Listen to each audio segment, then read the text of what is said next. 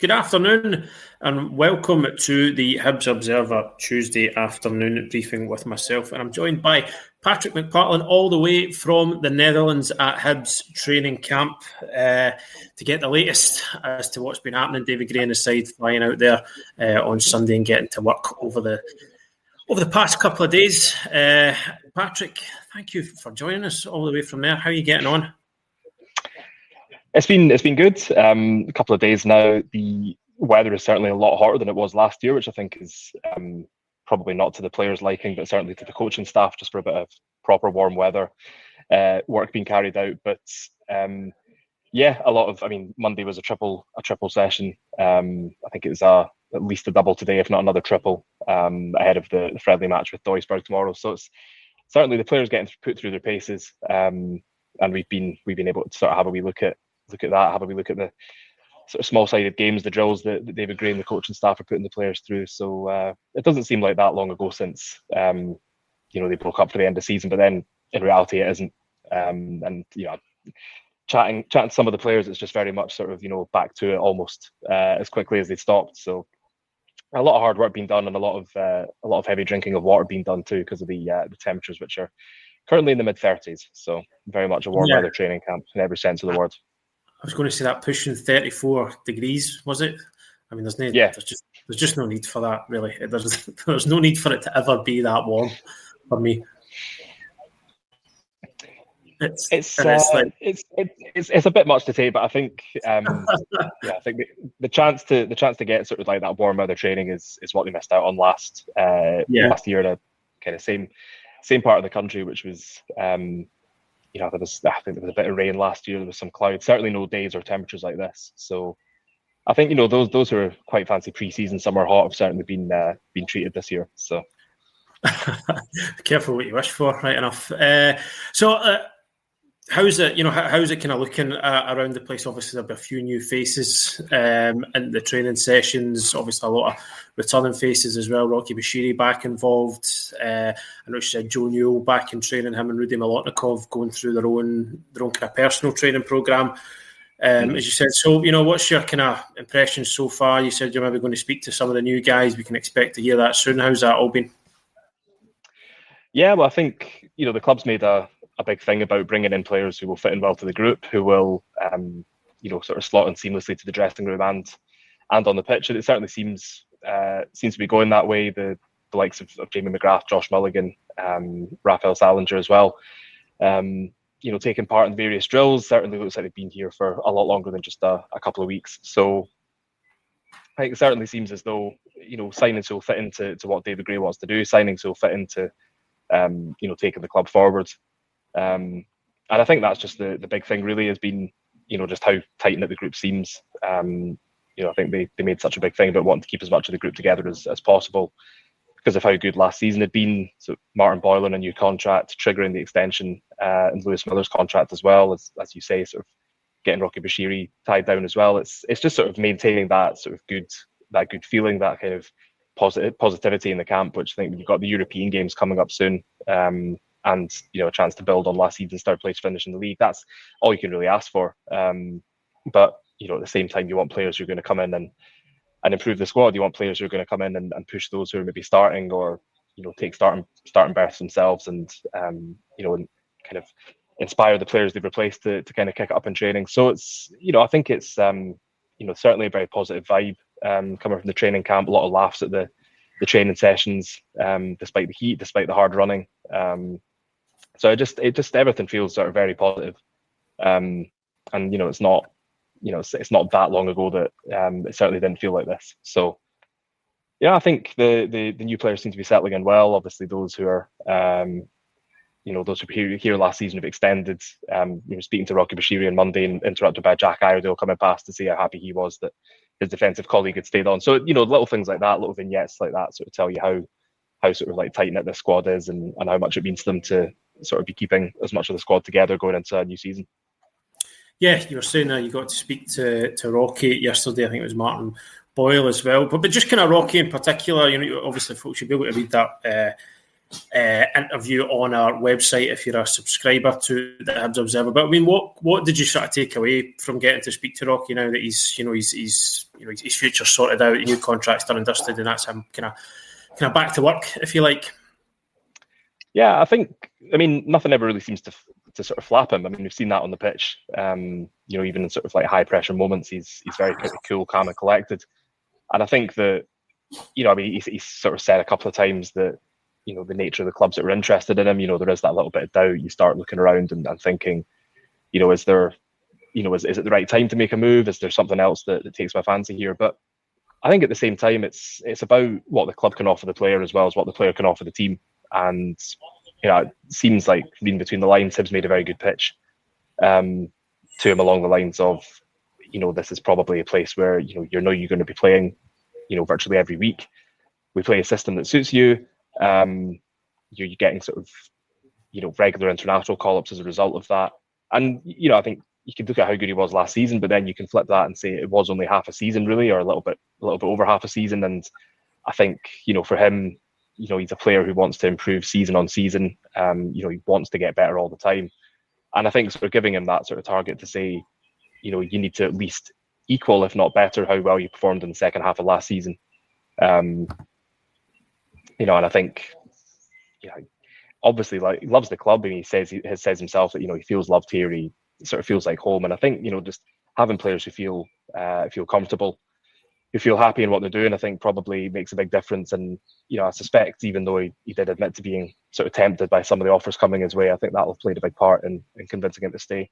And also it means that if he sort of continues playing as well as he has been, if he plays even better, and then there is further interest, player was saying this himself, teams are interested, will have to pay big money to get him, which would be like a win-win for all parties. Yeah. Martin Boyle in good form as always as well, I'd imagine.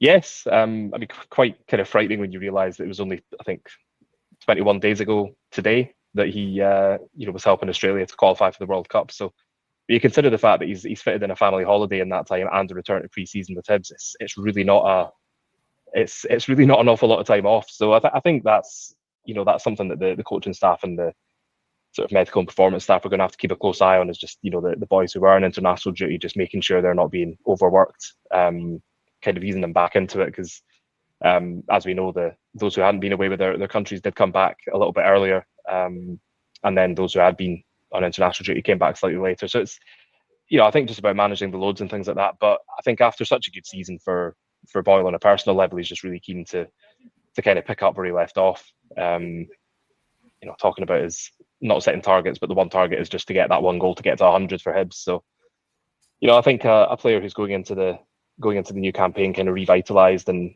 reinvigorated after his sort of wee blip, as he called it, in sort of midway through last season, where he was dropped to the bench, maybe didn't come back from his injury as well as he would have liked. But again, I think credit to David Gray for how he's kind of turned. Oh, I'm sorry, folks. We seem to have lost Patrick. This is the danger of doing these things live. I'm afraid at times he was, trying to report from outside to give you an impression of how that Dutch weather is treating him. But we are. Oh, wait, he's back. I thought we'd lost you for good there, Patrick. Sorry, someone came past with a pint, and you know what it's like. I'm not proud of myself, but these things happen. No, a little bit of technical difficulties there, but we are back. So yeah, just talking about Martin Boyle, really positive season for him on a personal level last year, and I think just really keen to kind of kick on to get the chance to play again in Europe, and also with that World Cup squad, for Australia coming up. He just kind of wants to be in a place where he knows he can perform and sort of take things to the next level. And at Hibs, he's sort of well supported by the coaching staff, by his colleagues, and again, it goes back to what I was saying before about players being happy, being comfortable. And I think, was it 20 goals, 11 assists last season is a heck of a return, his best in Hibs colours, and he'd be going some to better that this year. But he's speaking like a man who certainly wants to give it his best shot. So I think that will be certainly interesting to see once a new season comes around. Yeah. So the past couple of days, Hibs been on the training pitch, but it starts to kind of pick up from tomorrow. Patrick, doesn't that a first friendly of the summer? Yes, a rerun of last year's sort of summer training camp friendly against Duisburg in Germany. It was a kind of narrow 1-0 win for Hibs last time around. It was Josh Campbell with a late header from a corner. But I think, Duisburg had a good season. I think they got promoted to the second tier, so that'll be a different prospect. And obviously, there's probably a little bit of a rematch to be had from last year. Duisburg will want to give a better account of themselves. Hibs will want to, keep the bragging rights if you can keep bragging rights from a friendly game. But I think that'll be a really good test just to see where the players are. I mean, given the heat, they've sort of pushed the time back. I think it was due to start at 1 p.m. local time. It's now going to be 11 a.m. to try and kind of beat the heat. And I'd imagine it'll be either one of those games where it's played in kind of 3 segments with plenty of water breaks, and I imagine it'll be players will be not sort of overworked, shall we say.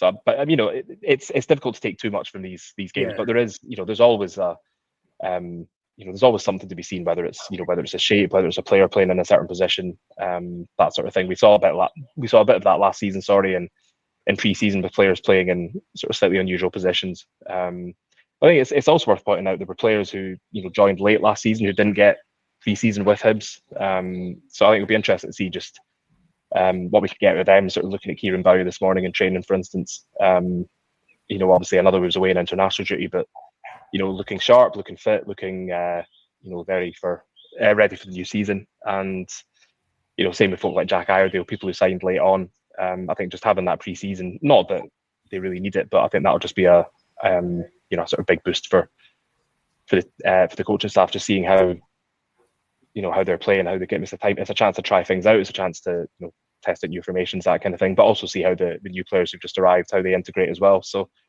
we'll hopefully have plenty of content from that tomorrow after that game's over, and we can see how Hibs are shaping up, how they fared in their first game, and then obviously onto the second friendly at the weekend against Ajax, which will be a different test again. Yeah, very different test, I think. In terms of the friendly tomorrow, I think if you can, thinking back to last year, the summer sort of kicked off with that friendly against Edinburgh City. I think it was at Meadowbank. And I think these first games as generally as you kind of say, that it is really all about just getting minutes in the guys' legs. I think there was 2 different 11s played that day. A lot of guys played 45, then completely different side for the second half. So it is really just about that. I think in terms of how they work it, they sort of build up minutes. It's not anybody going to get thrown in for 90, especially in that heat at this stage. I think it's like kind of every other pre-season. You'll start to see it build up as the weeks go by. And I seem to have lost Patrick again there, folks. We'll give it a wee minute to see if he rejoins us. But as I say, he is trying to report live from outside.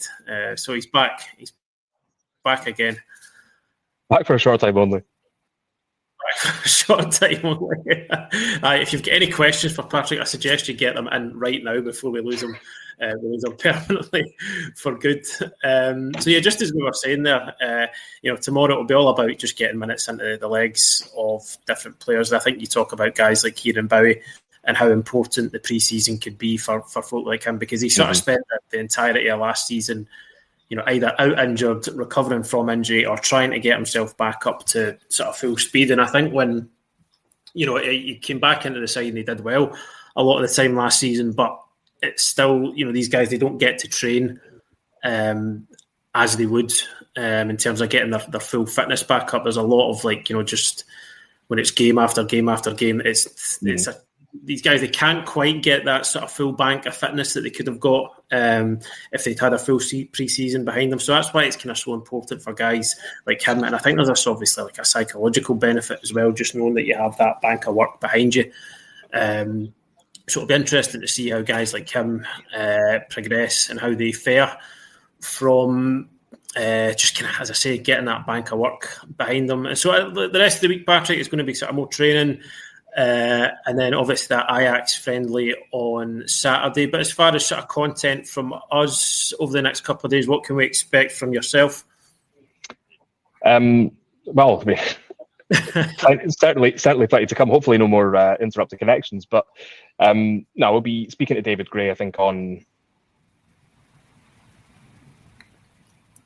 Really sorry about this, folks. As I say, it is difficult to do this from outside when you don't know exactly how the Wi-Fi is going to be treating you. Hopefully, Patrick will be back with us in a wee moment here. Somebody clearly doesn't want me to be speaking. Maybe take that. I'll try and rip through this as quickly as possible, just in case. But speaking to David Gray later this week, we'll be speaking to him and probably a player or two after tomorrow's game as well, just to get a few thoughts on how that's gone. But I sort of more relaxed sit down with the head coach on Thursday, I think, and hopefully a few more kind of player interviews as well. Just speaking to some of the new boys, speaking to some of the guys who've already been here, just a chance to catch up, really, away from the kind of usual kind of pre-match press conference mode where it's you can almost kind of guess the content before you hear what they say. It's just it's a chance to kind of cover a little bit more kind of interesting topics, different ground, that sort of thing. So yeah, I think certainly a few more of them to come. Hopefully some more video content.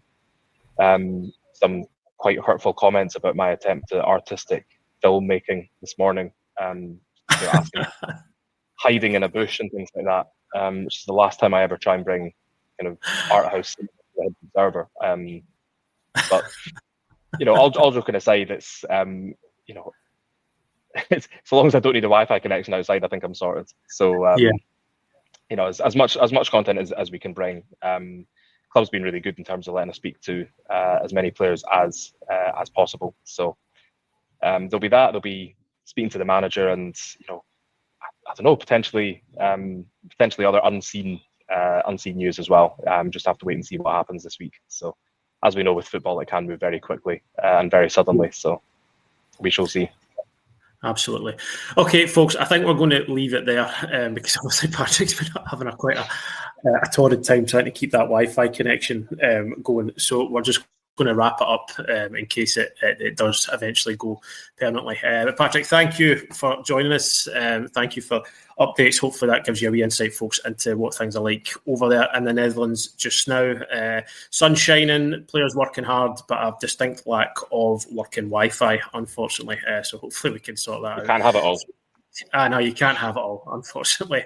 Thanks for joining us, folks. Do stay tuned to the YouTube channel and the website through the rest of the week. As Patrick says, we'll have plenty of content to bring you from the training camp, so do keep an eye out for that. But for now, thank you very much. I'll speak to you again soon. Cheers.